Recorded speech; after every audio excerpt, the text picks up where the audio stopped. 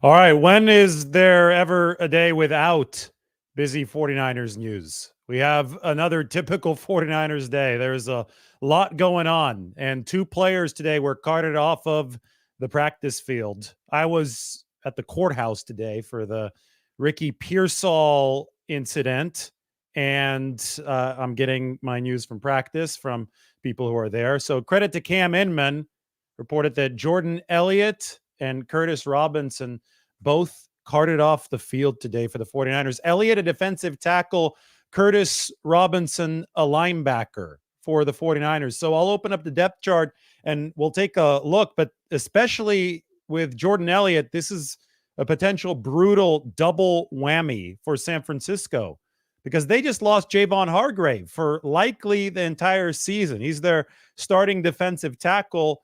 They weren't going to replace Javon Hargrave's pass rushing productivity. He's one of the better interior pass rushers in the game. He led the team with 5 pressures against the Rams. But as I had written on the San Francisco Standard, that was my big article yesterday, the goal for the 49ers would be to maybe, just maybe, improve the run defense at that defensive tackle position. And that, through a downstream effect, could help the pass rush. You can't find somebody to replace Hargrave's pass rushing. Maybe find somebody who can improve on the run defense at that spot and have them take some of the snap load, pick up some of that slack. And the player that the 49ers had been looking to most had been Jordan Elliott. Jordan Elliott was somebody who Chris Kaserik compared to DJ Jones when we talked to the 49ers defensive line coach back in August. Big 320-pounder, explosive. 49ers don't just put big bodies up front to have big bodies up front. You have to be explosive in this wide 9 scheme that they run. Elliott had played for the Browns, that number 1 defense last season. They really liked him in that spot. He'd gotten about 20 snaps a game, but today, taken off the practice field with a foot injury. Now, we don't have official word on how bad the foot injury is. Kyle Shanahan's going to speak tomorrow, but when you talk about a Hargrave and then Jordan Elliott double whammy, that's not good for the 49ers interior. I talked the other day about DJ Jones. I just mentioned him a few seconds ago when comparing him to Jordan Elliott. He's on the final year of his contract with the Denver Broncos. 49ers had one of the top run defenses in the league back when DJ Jones was playing defensive tackle for them. If that position gets more and more thin and the 49ers have true Super Bowl aspirations, that run defense is ranked number 28 in EPA per play right now as we speak. Well, maybe they will have to turn to an old friend. That would require a trade with Denver. Probably still too early to be speculating too much about something like that. We're only in week 3, but I'm going to be watching the 49ers interior defensive line with great interest this weekend. The Patriots run the ball, and they run it with purpose. We've got Ramondre Stevenson and Antonio Gibson, 2 backs who are about 227, 228 pounds. Throwbacks, power runners. 49ers are going to have to buckle up and get ready to defend the run because the run is coming first from this New England Patriots offense. Jacoby Brissett at quarterback, Drake May waiting in the wings. They've got a couple of bell cows, power runners, 220-plus pound guys. So if the 49ers run defense isn't up to par this weekend, they run the risk of another upset. The other reported injury today happened to Curtis Robinson, knee injury at practice. Robinson, the linebacker out of Stanford. I've got the depth chart here for you right now so we can visualize exactly how this is affecting the 49ers. But we also have somewhat of a McCaffrey update, an actual accurate one from Kyle Shanahan, who just spoke on KMBR. So we'll get to that here in a second. But anyway, take a look at the defensive depth chart for the 49ers. Maybe we can zoom in a little bit for you. So I had already slotted Jordan Elliott right here up into Javon Hargrave's old spot. Hargrave not officially on injured reserve yet, but I would expect the 49ers make that move on Saturday. So I put him on the list here just for our analytical purposes. Elliott filling in for Hargrave in that front 4. But now if Elliott can't play on Sunday and is out for any period of time because he was carted off the field today with what's been called a foot issue, well, we've got to shade him in pink. What happens next? Well, the 49ers getting awfully thin. Kevin Givens is the only other defensive tackle depth on the 53-man roster. They're running an audition this week. It looks like T.Y. McGill, the veteran, Evan Anderson, the rookie, and Shaquille Brown, who they just re-signed yesterday. It seems that they were in a competition to see who would get that fourth defensive tackle spot, which obviously is now vacant or will be vacant because Javon Hargrave's on injured reserve. But if Jordan Elliott is also unavailable, well, then you might need two guys from this mix. Now, you could always use your practice squad call-ups. I'm guessing the 49ers will do that, but there's a lot of thinness now along that defensive interior. And if we look at this right here, we've got this came out from Seth Walder of ESPN today. This is the double team win rate plotted up against the pass rush win rate. You could see how good Javon Hargrave has been at winning up front in the pass rush. This is what they're already trying to replace. Now, on top of that, it looks like they may have to, at least for some period of time, replace the replacement in Jordan Elliott. But you're not going to replace the pass rushing prowess of Javon Hargrave. The way to do this efficiently is exactly what I wrote about on the Standard the other day, and I could bring that article back up here. And it is to focus on what you actually can do instead of what you can't do. And even with Hargrave in there, the 49ers had dropped as a run defense, number 26 last year, number 28 so far this year. So with that being the case, you can try to improve the run defense if you're already not going to have a pass rusher of Javon Hargrave's caliber. Going to find the article. Here it is. You guys can go check this out up on the Standard. I'm going to give the link to Mike, by the way, so he can put this into the article. You could sign up via your email. You could read it. It's available there. Mike, how about I send this to you right here? You could, if you're watching on Twitter, go ahead and go to my YouTube channel and you could see the article about replacing Javon Hargrave. If you're watching on YouTube, you could find the link in the description, or it's going to be there in a few seconds. If you're listening on the podcast, well, then make sure you go to the YouTube or you go check out the Twitter, but the YouTube is where you're going to find the link. Anyway, in this article about Hargrave, I wrote a ton about Jordan Elliott, because we have these quotes from Chris Kacerek. Let's highlight it right here. Speaking during training camp last month, 49ers defensive line coach Chris Kacerek seemed particularly excited about Elliott. Here's the quote. "We haven't had that type of size since DJ left in 2021, Kacerek said. "We haven't had that 320-pound frame, especially down in there in the A gap, since DJ left. DJ was a presence, and we feel Jordan has the ability to be that type of presence. If you're going to be a big man, you've still got to generate the explosion that the system asks for. It's like a puzzle up front. You can't have three guys attacking and one guy just sitting there, not creating a new line of scrimmage. It works in waves," end quote. So there you could see what the 49ers have thought of Jordan Elliott. Maybe a replacement for DJ Jones in terms of the run stuffing ability, at least on a smaller scale, snap count wise. Well, that became a whole lot more important after Javon Hargrave went down.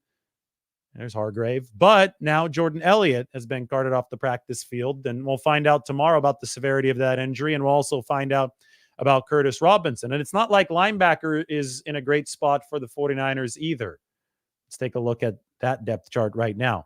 They've got Fred Warner, who's leading the league in every single category at linebacker. He's a future Hall of Famer. In fact, Fred Warner, when quarterbacks are thrown into his coverage, the passer rating into Warner's coverage is 14.5. The second best linebacker, the passer rating is like 50. Against Warner, it's like 14. He has been a blanket in coverage. He's been awesome in coverage. But the problem is that although he ranks first out of 53 qualifying linebackers, Devondre Campbell ranks lower than 40th out of 53 qualifying linebackers.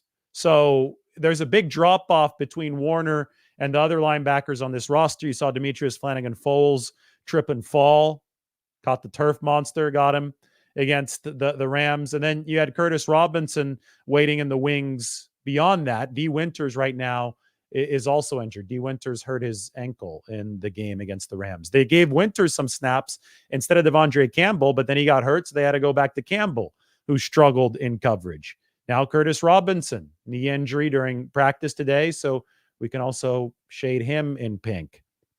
Does that mean that Tatum Bethune's time is coming sooner rather than later? I'm not sure. I always thought the 7th round pick out of Florida State would be more of a developmental project for the 49ers this year. They've got a guy with a little bit more experience, still a younger player, in Deshaun White, as you can see here on the practice squad. Deshaun White was actually named one of the 49ers scout team players of the week last year. At the end of each week at Friday's practice, the 3 scout team players of the week who gave the 49ers the best looks on the scout team, preparing them for the next opponent, get to put on these special jerseys as an honor.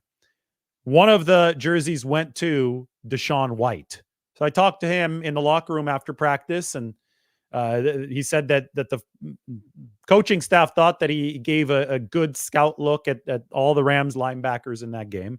Obviously ended up being a good game for Brock Purdy. So maybe some credit there goes to the look that Deshaun White provided. But he might be a call-up for San Francisco with 2 more linebackers hurt, especially since the play beyond Fred Warner has not been very good. Now, we got to check in to see where Tatum Bethune is, and maybe this is going to be a chance. But between the Robinson injury and between the Elliott injury, there are a whole lot of problems for the 49ers depth-wise, and you could tack that on to a frontline problem in Javon Hargrave, and San Francisco is going to have to scramble defensively moving forward. Now, the good news is that New England doesn't have a good offense, but the bad news is that it's a very run-oriented offense. Again, Ramondre Stevenson, 227 pounds. Antonio Gibson, 228 pounds. These are 2 bruising running backs, and the 49ers are going to have to buckle up to play some good run defense against New England this week. 49ers defensively rank in the 20s EPA per play. Run defense number 28. Simply haven't been good enough especially over the past 2 weeks. So this team needs the defense to get better. This team needs the special teams to get better, and it's going to have to do that in spite of these injuries. This is a chance for the 49ers to flex some of their depth. I do think that the depth in the roster is generally good. I think it's the best in the NFL. I mean, they have a lot of injuries, and they still have a lot of stars that are available on the field. But at some point, you run into portions of the roster that simply are not as proven as the more known portions of the roster. And that's where the 49ers are right now on the interior defensive line. And that's where they are right now at linebacker, the spots of Jordan Elliott and Curtis Robinson. So how this moves forward is going to be fascinating for San Francisco. We also have a Christian McCaffrey tidbit. And this is from Kyle Shanahan on KMBR. I just got done talking about how ridiculous the online ecosystem is, making up stuff about Christian McCaffrey and bad news from Germany. I mean, it was absolutely absurd. There never was a report that actually said that Christian McCaffrey got bad news in Germany, but you had aggregators online, I guess, misread the original article and put out headlines that said that Christian McCaffrey got bad news. It just wasn't true. So be sure to be smart about how you consume your information, because there's a lot of misinformation out there. This right here is straight from Kyle Shanahan, who said on KMBR just a few minutes ago, quote, "We'll probably turn it up here in the next couple of weeks. We'll start testing it out here sooner rather than later." McCaffrey is currently on injured reserve. That's given the 49ers some time, and it's given Christian McCaffrey some time to collect information from specialists, to not feel the pressure of needing to get right back out on the field, because IR is a minimum 4-week stint. So they put him on there after the game against the Jets, right? So the game against the Jets was week 1. Week 2 was the loss at Minnesota. Week 3 was the loss against the Rams. Week 4 is going to be this game against the Patriots. Week 5 is going to be the game against the Arizona Cardinals. So McCaffrey has to be out through at least the game against the Cardinals. The 49ers wanted this 4-week stretch so that they could figure this out. Achilles tendonitis is notoriously tricky to deal with. It could subside, it can flare up, and you've got to be careful with it, especially because you're dealing with Christian McCaffrey, who's one of the most valuable players on this football team. So things seem to be getting a little bit better before week 1. when McCaffrey was resting prior to the season opener. Obviously, things got worse. This happens. It's unpredictable. And then I think they said his worst day at practice, the most pain that Christian McCaffrey felt, according to Kyle Shanahan, was after week 1 before they decided to shut him down week 2. Had the 49ers known where this was headed, there's not some big conspiracy here. If they had known where this was headed, they just would have placed him on injured reserve before week 1, because you can't bring him back sooner than 4 weeks. This is not retroactive. So the 49ers actually lost some flexibility by putting him on IR before week 2 instead of before week 1. It's very obvious based on the facts here that the 49ers are just reacting to an unpredictable situation. So they bought themselves the 4 weeks of chill time just to figure out what's wrong. Obviously, we had the report, and Kyle Shanahan acknowledged that Christian McCaffrey went to Germany to see a specialist there for the Achilles. And now the latest from Kyle Shanahan is this. It's what he said on KMBR. We'll probably turn it up here in the next couple of weeks. We'll start testing it out here sooner rather than later. It's obviously, I think, a little bit more positive of an outlook than a lot of the dire speculation that we're seeing about Christian McCaffrey in all corners of the internet. But again, just because it's an unpredictable situation does not mean that people have to fill in blanks that they do not know. That's been the most annoying part of all this, is that people are trying as hard as they can to fill in blanks that they do not know, instead of just saying, I don't know. It's okay. We saw the same exact thing with the Brandon Ayuk saga. That's why people jumped out and said, he's re-signing with the 49ers a whole month before he actually re-signed with the 49ers. Or they said he's getting traded to the Steelers when that never happened. All of this was wrong. All of this was incorrect information. So there's no reason to jump out in front, try to jump out in front of something without the data to accurately do it. Otherwise, you're just going to be wrong. So we've seen a lot of people wrong on this Christian McCaffrey front again, but the accurate information so far is that there is no actual medical update. We do have a coaching update from Kyle Shanahan. The 49ers are going to start testing things out sooner rather than later so they can see when exactly Christian McCaffrey might be able to return. So the update from practice today is the 2 players are carted off, and the 49ers are going to be scrambling a bit on that defensive side of the ball. It's Jordan Elliott and Curtis Robinson. Again, we have the depth chart here, and this is a direct follow-up to my article on the Standard yesterday, which talked about the loss of Javon Hargrave, and we specifically talked about Jordan Elliott as potentially a run-stopping upgrade in Hargrave's place. Well, if Elliott is unavailable now, we'll learn more about the foot injury tomorrow. Well, that creates a whole other offshoot of this that obviously is not pleasant for the 49ers, especially given the opponent that's coming in that loves to run the ball with some jumbo size in the New England Patriots. So you look at Givens, you look at Anderson, the rookie out of Florida Atlantic, you look at T.Y. McGill, the veteran, who's been on the practice squad already in the past for the 49ers and then has seen some elevated snaps in the past, and you look at Shaquille Brown. Shaquille Brown, that's a really interesting story. He actually joined this football team as a tryout. So he had a great tryout this offseason. The 49ers signed Shaquille Brown, did not make the 53-man roster, so he was cut at that time when the 49ers moved it from 90 to 53, but they brought him back with some of the extra room that they now have because they also needed somebody to fortify that depth beyond Javon Hargrave. So the way I've seen it, it's been a competition between Anderson, McGill, and Shaquille Brown on the practice squad to try to elevate to the 53-man roster, but there may be more room, more upward mobility now for the practice squad guys with the Jordan Elliott news happening today. Linebacker position, well, Deshaun White is the only player on the practice squad. And, outside of the top 3 right here, Warner, Campbell, and Flanagan-Foles, Tatum Bethune is currently the only healthy linebacker on the 53-man roster. So this is it's danger time for the 49ers. They're skating on some thin ice as far as the depth of their front 7 goes, especially along the interior of the defensive line and right behind the starting linebackers. And the defense has been the biggest problem on this football team so far. The 49ers, they're ranked 24, 25 by EPA per play defensively. The special teams is number 30. The offense is damn near the top 5, I mean, there's been so much obsession over a Ronnie Bell drop late in the game or over Brock Purdy not pulling the trigger on the throw to Brandon Ayuk off of the busted coverage. But I tried to make the point today on social media. The problem is that the 49ers were within one play of having that game determined against the Rams. That should not have been a one-play game.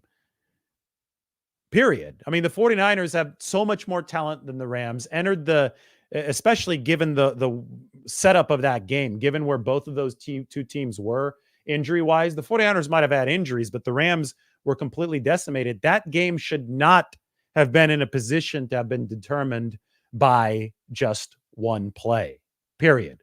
And the fact that that ended up being the case was an indictment of the 49ers defense and special teams, who both were really, really bad in that football game. So we could sit here and listen to people obsess about Ronnie Bell dropping a pass and Brock Purdy and Brandon Ayuk not being on the same exact page on one busted coverage. But the truth of the matter is that every single football team, even those that win by a lot of points, that don't have a whole lot of problems right now, they're going to have individual missed opportunities too over the course of the game. The only reason we're focused on those is because the 49ers defense as a whole and the special teams as a whole was so bad in the first place, and that artificially made the game close. So if we're going to be talking about strategy for the 49ers, how they best position themselves to win a Super Bowl, to be the best team in the league, I'm telling you that focusing on one drop from a reserve wide receiver is not the way to do it. That's not the smart way to analyze things. The smart way to analyze things is to look at the larger trends that are holding this team back right now. And the larger trend is the struggle or all the struggles on defense and the struggles on special teams. Yeah, I mean, it might help you feel better. You know, if you're a homer for the 49ers, it might make you feel better to say, oh, it's all Ronnie Bell's fault. Or this one play, if had this one play gone differently, maybe, the 49ers would have won the game. It's all okay. But if you want to be realistic, it's actually a larger problem on the defensive side of the ball. It's a larger problem on special teams that the 49ers have to fix. Even if Ronnie Bell had caught that pass and the 49ers had won, they'd still be dealing with a defense that currently isn't good enough to win a Super Bowl. They'd still be dealing with a special teams unit that currently isn't good enough to win a Super Bowl. So they could be 2-1, but they'd be 2-1 with a defense ranked in the 20s and a special teams unit ranked near number 30. Those two things would still have to improve.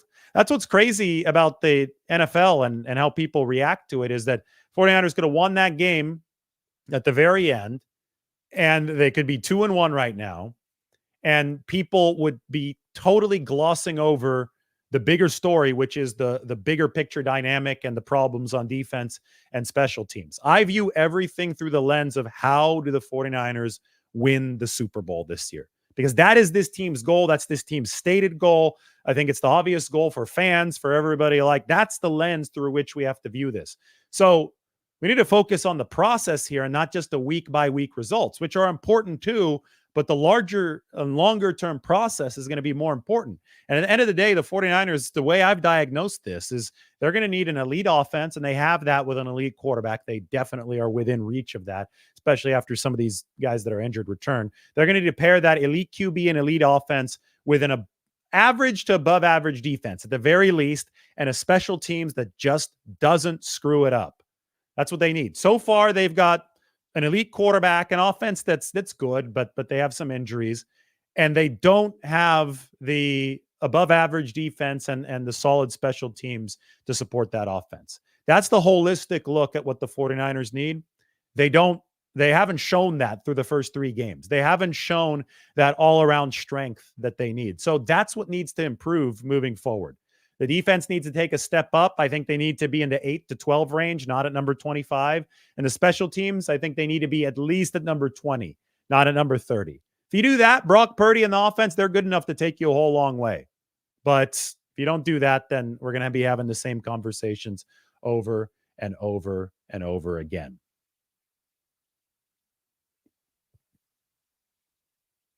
This is exactly what I wrote. I'm reading it off Twitter right now. Drops from a reserve wide receiver wouldn't be an issue if the 49ers defense and special teams were just performing at an average level instead of a bad one.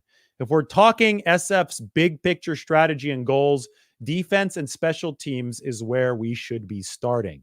The over obsession with the Purdy Ayuk broken coverage miss also stems for this. The bottom line is that the 49ers should not be in a position where one play determines a win or a loss against a bad team like the Rams. There should be a multi-score difference. But the fact that there wasn't came down to defense and special teams against LA. That's the bottom line.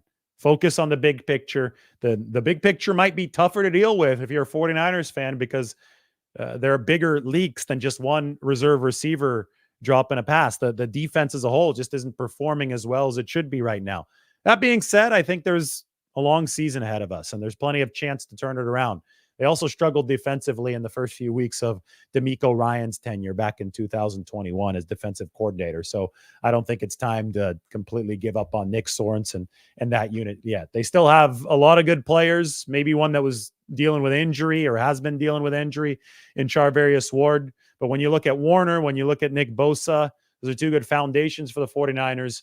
But they're going to have to pick up a lot of slack because, again, we started this show talking about the fact that Jordan Elliott and Curtis Robinson were both carted off the practice field today. Two more important defensive depth pieces, especially Elliott, given the fact that Javon Hargrave went down for the 49ers earlier this week. But some of the better news is that Christian McCaffrey is going to begin his ramp up soon as the 49ers are going to test out the Achilles, test out how he can increase the load of work and practice. And if he can do that without pain, if the tendon is looking like it's in better shape, then you can expect the Christian McCaffrey return sooner rather than later. Although a lot of testing still needs to happen between now and then. That's just according to what Kyle Shanahan recently said on KMBR. Let's open this up to a 49ers Q&A before Thursday Night Football between the New York Giants and the Dallas Cowboys. The Cowboys, that's a team with some problems right now. CeeDee Lamb upset over the course of their last loss, and I am ready to look at some of your questions.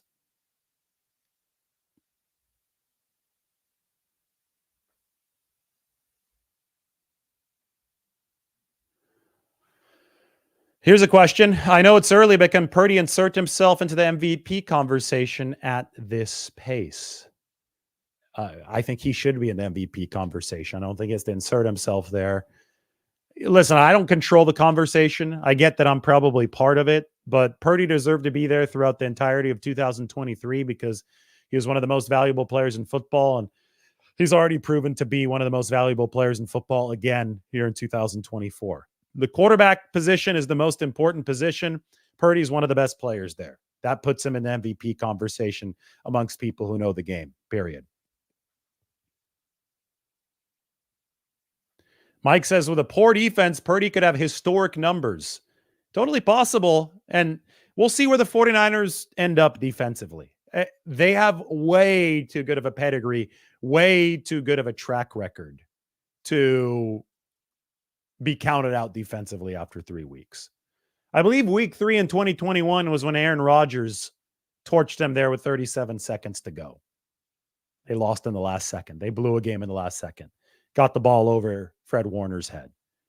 So that defense ended up turning around and beating Aaron Rodgers and the Packers in the playoffs several months down the road. So who the 49ers are going to be at the end of this season is probably not who they are right now. Now, things can get worse. More and more guys can get hurt. That season can go completely off the rails. Now, the guardrail against that is Brock Purdy and how good he is at the quarterback position. That makes that a whole lot less likely. He gives the defense some time to figure out how to ramp things up. But the point is that the season is long and things are going to evolve. So there's no reason to assume that what the 49ers are dealing with right now is how things are going to stay moving over into the future. This is true. Purdy won't be in the MVP conversation if they don't win a lot of games. 100% true. So what you're saying is that a lot of the MVP conversation depends on a team around a specific player. It's the case for everybody, just the way that it works. Ultimately, you can give out individual awards, but you cannot disassociate the individual from the team in the collective sport of football. And you talk about DJ Jones. I mean, I talk about DJ Jones a lot. I've been doing it a ton over the course of the past few days, ever since Javon Hargrave went down. So I don't know what else you want me to say about DJ Jones. Maybe I could share the article where I talked about Javon Hargrave, Jordan Elliott, and DJ Jones up on the San Francisco Standard. It's linked in the description. There you go. Look, I even highlighted the parts where I talk about DJ Jones. So there's a lot. So you should go to the link in the description. You should go read my articles. I've been ahead of this. I've been talking about this in depth, and you can put in your email so you get alerts about when my next article comes out. Shouldn't be too hard.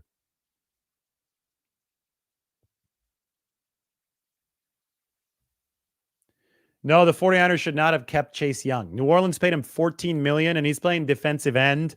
He's not playing tackle. It's tackle where they're a little thin right now.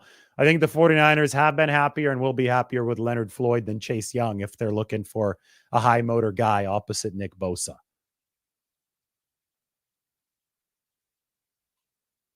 Are the 49ers going to make changes to the defense? They're making schematic adjustments. I know that for sure. They're making adjustments this week.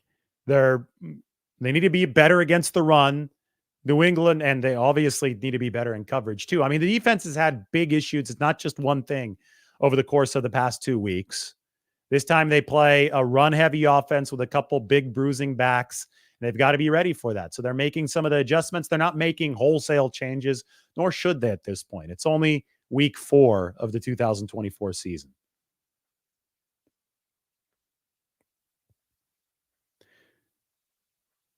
What's the status of Deebo and Kittle? Well, Deebo Samuel was back out at practice today. We're going to hear more from Kyle Shanahan tomorrow, though, to see if he might be in line to surprise everybody and play on Sunday. That would mean only 1 missed week. We expected 2 missed weeks from Deebo Samuel. They could just be slowly ramping him up at practice, though. So that's something that we'll wait to see regarding Deebo Samuel. Christian McCaffrey will start ramping up soon, according to Shanahan on KMBR. But you ask about Kittle. And George Kittle is back at practice. He was actually already out there on Wednesday. So I think things are trending more toward George Kittle playing on Sunday than Deebo Samuel, although Deebo Samuel, that was a step in the positive direction when he re-entered the practice field today.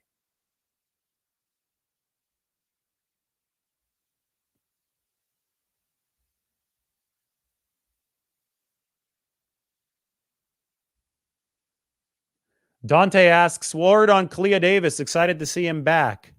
Didn't Bosa say Kalia Davis coming back will be huge? Yes, Bosa said that.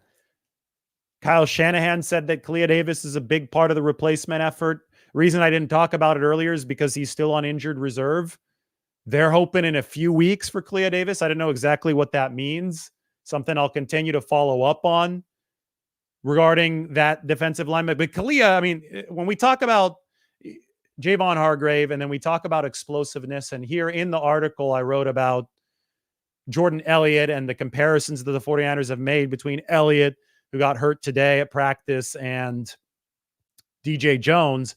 The first DJ Jones comp came back when the 49ers drafted Kalia Davis in the 6th round out of Central Florida.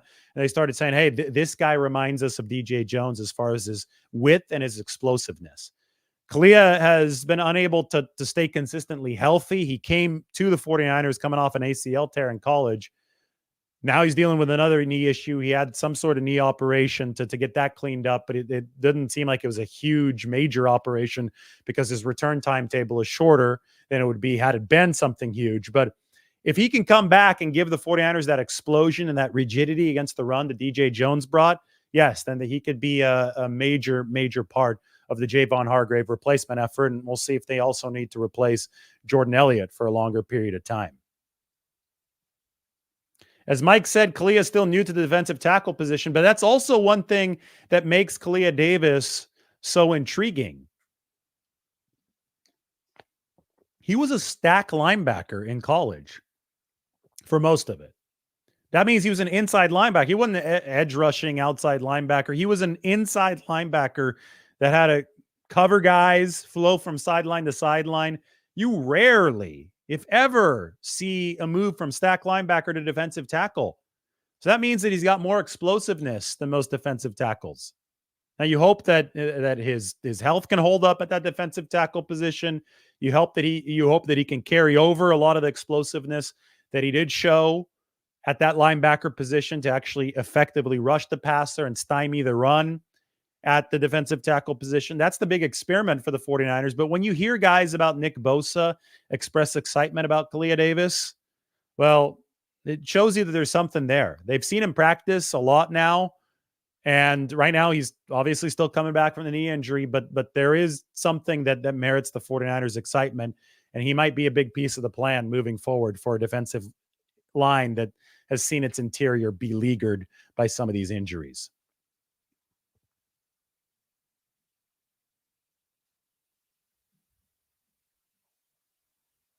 What happened to Curtis Robinson? Well, that was at the start of the update. Carted off today with a knee issue. We will get firm updates tomorrow from Kyle Shanahan. Shanahan does not speak on Thursday, so the 49ers don't talk of the injuries. So we had Cam Inman report the Elliott and the Curtis Robinson incidents. Both of them carted off the practice field today, but we don't have any sort of talk about the specifics of these injuries. All we have is the printed injury report, which said foot for Jordan Elliott and knee for Curtis Robinson.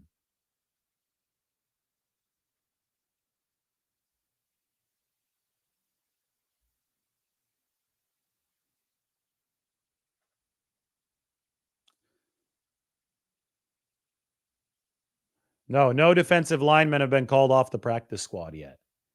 40. There's no need to do anything right now. You can let the practice week unfold.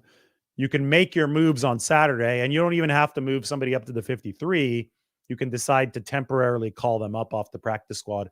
All the defensive tackles still have both of their elevations remaining. The status on Brock Purdy is that he's fully healthy. He's good to go. He was cleared for practice yesterday. The MRI that they conducted on Purdy Monday came back clean as well. Just a little sore after the game against the Rams.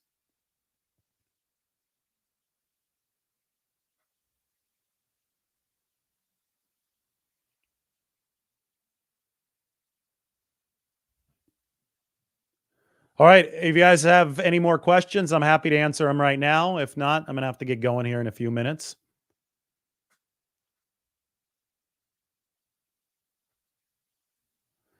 Yeah, it seemed to me that Curtis Robinson was really knocking on the door of some legitimate playing time for the 49ers, given the struggles at the linebacker position. And hey, maybe he'll still be back out there. We have to get specifics on this injury, but he did get a snap against the Rams. And again, the 49ers have been great at the linebacker one spot, but the coverage especially has left something to be desired at linebacker 2 and linebacker 3.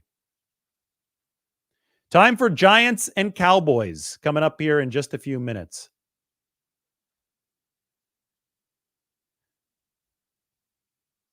Somebody asking me to reiterate the Christian McCaffrey update. Sure. Kyle Shanahan on KMBR gave us the only firm Christian McCaffrey update of the day.